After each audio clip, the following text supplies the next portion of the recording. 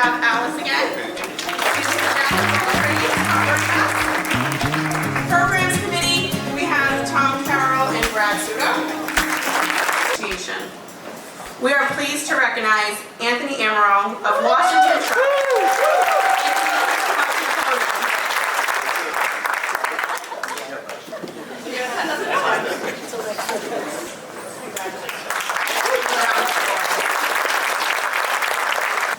This award is presented to a Realtor member in recognition of outstanding, unselfish dedication of time, talent, and energy to our association and its members.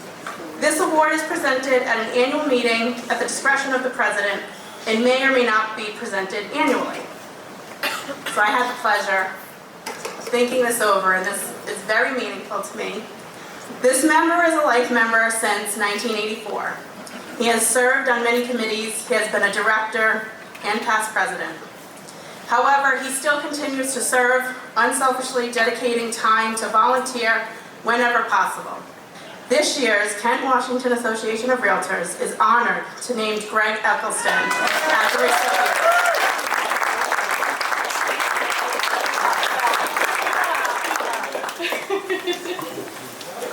Crystal, thank you very much. I got to work with Crystal and Bill Fain when I was president, and they were in line, and we formed a really good bond, didn't we? Yes. We had a lot of fun, and the whole ride has been so good. Thank you.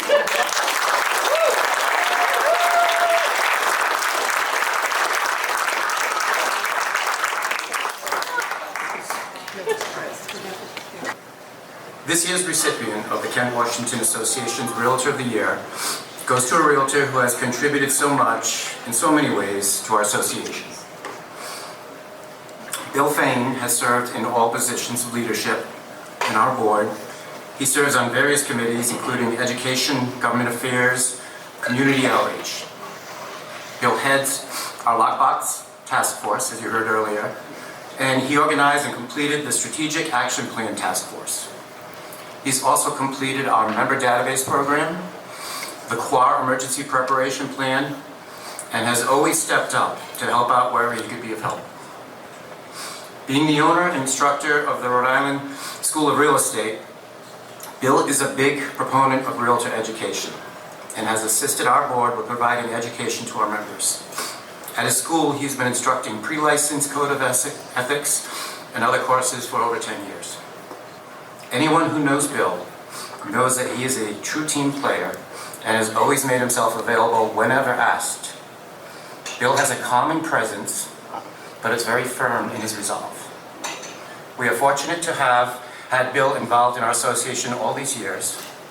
Thank you, Bill, for all your contributions and hard work. Congratulations on being nominated as the 2023 KWAOR Realty of the Year.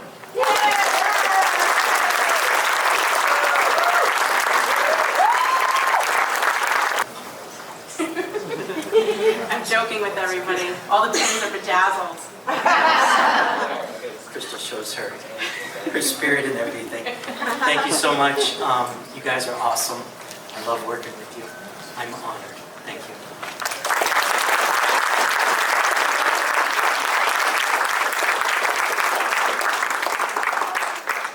Thank you, everybody, for allowing me to address you this evening. My name is David Salvatore. Again, I'm the Vice President for Public Affairs at the Rhode Island Association of Realtors.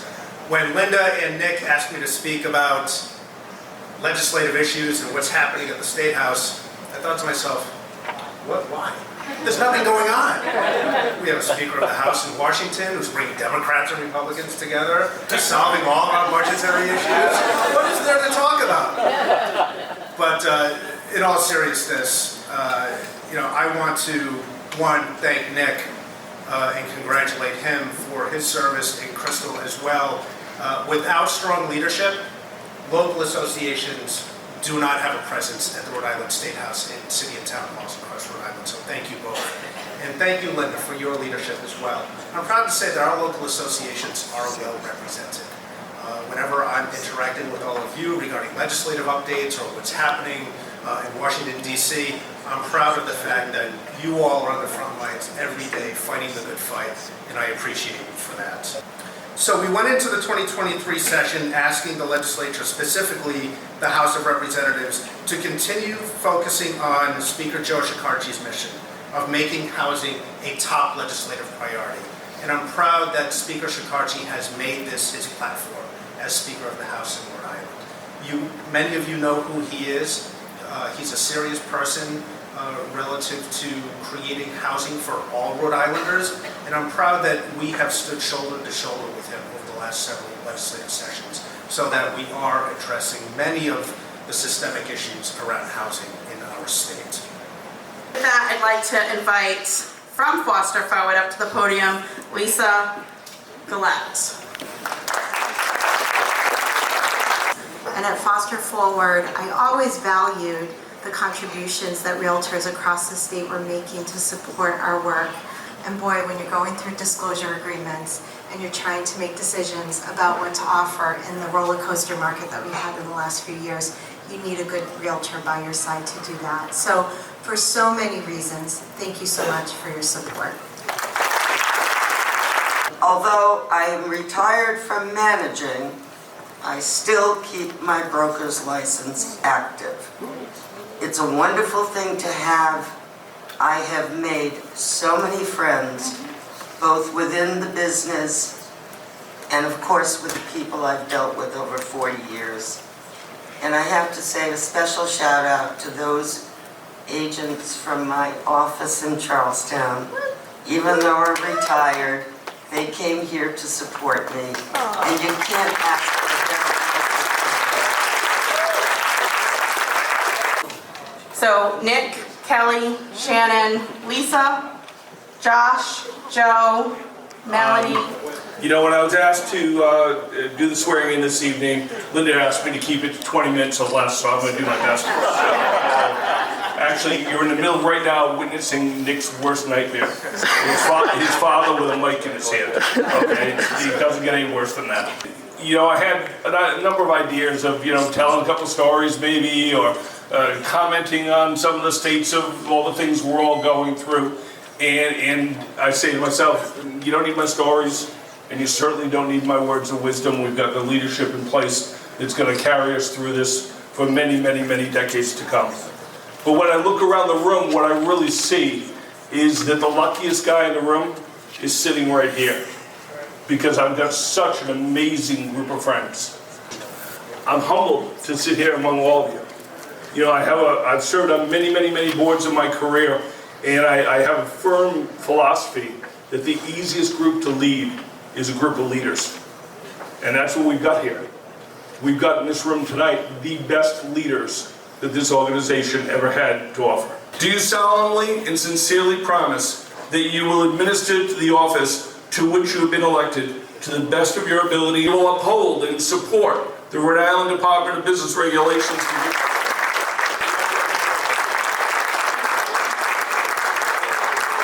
Great job, Phil. Great job. Bottom of my heart, more than anyone could ever know, that I am blessed to have been part of this leadership team this year, because we had so much talent in the room. And with that, it has been my privilege serving all of you, and I'm going to pass it on to Nick.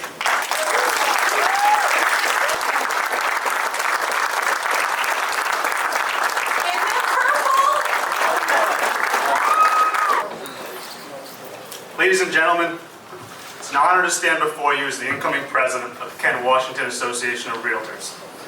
First off, what a setting we have here. This place holds a special place in my heart. It's an honor to have you all here. Let's give a big round of applause for the staff of Warren Country Club. To run with a golf analogy, you know, standing here feels a bit like standing on the tee of a par 5. I'm excited about the possibilities ahead, a bit nervous about what's to come, but I know there are great opportunities that lie ahead of us. As I stand before you, I'm reminded of the journey that led me here, a journey rooted not just in real estate, but in family. Many of you know my father, if not, you do now, who has been a realtor in this industry since 1978. To me, he's a cherished mentor, and above all, the best dad that anybody could ask for.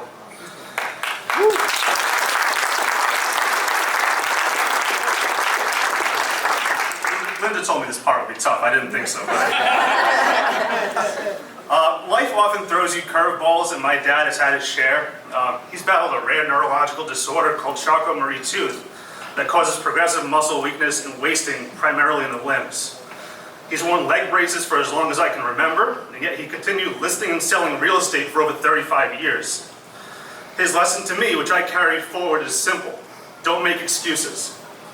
In business and life, it's not about the hurdles, but how you play the hand you're dealt.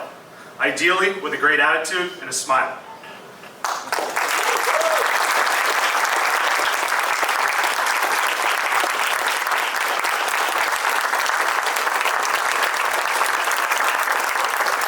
In my 17 years in the business, yes, I still remember fax machines and actually signing 4 copies of a purchase and sales agreement. I've seen numerous ups and downs.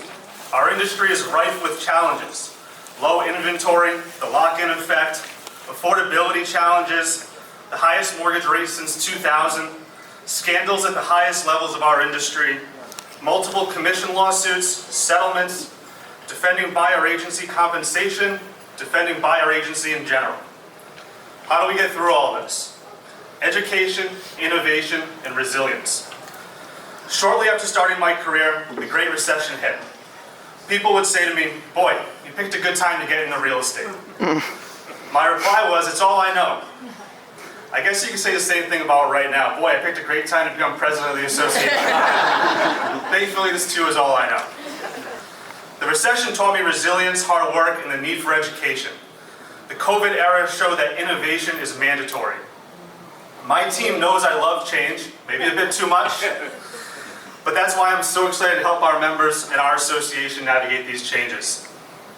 There's a Native American tale about how buffalo and cows handle thunderstorms differently. When buffaloes see a storm approaching, they run straight towards it, minimizing their time in the rain and lightning. Cows, on the other hand, flee from the storm, extending their time under its effects as it follows them. Our association needs to adopt the buffalo's approach this upcoming year. We're very likely entering one of the toughest storms that we may face in our careers. If there's one lesson from my journey, it's this: stagnation is not an option. We must evolve, educate ourselves, and innovate to emerge stronger. I'm fully committed to our strat plan, the foundation for this year's initiatives. Our primary mission includes value to members, advocacy, communication, professional development, and community engagement. These aren't mere words, they're a navigational compass. This year I've got 2 major goals on the radar. First, we're looking forward to launching a trade show convention type event designed to spotlight all of our fantastic business partners, offer value to all members, and provide the education and training needed to excel and innovate in this market. Second, mark your calendars for a month-long June fundraiser, capped off with a 5K to benefit the Realtor Relief Foundation, a cause we can all stand behind. Thanks, Greg. Speaking of worthwhile causes, my president's charity of choice this year is actually going to be our own 501c3, the KWAOR Foundation, aimed at providing financial assistance to local communities and organizations, enhancing the quality of life across Rhode Island. I want to help them, empower them to do the best work possible. Thanks to our past leaders, KWAOR's culture embodies professionalism, respect, and collaboration. My grandfather, the first generation of Slocum Realtors here in Rhode Island, always emphasized that to succeed in this business, you need a fire in the belly, something that can't be taught but must come from within. Now it's time to ignite that internal fire, not just in ourselves, but across the entire association. Remember, leadership is a baton, it's not a trophy. So tap someone on the shoulder, invite them into the fold, and let's collectively broaden our impact. And remember, I'm just a phone call away. I aim to be a president who both leads and listens. With an amazing board of directors and extremely talented volunteers serving on our numerous committees, we'll navigate these challenges together. I'm thrilled to embark on this journey with you. Cheers to a great year.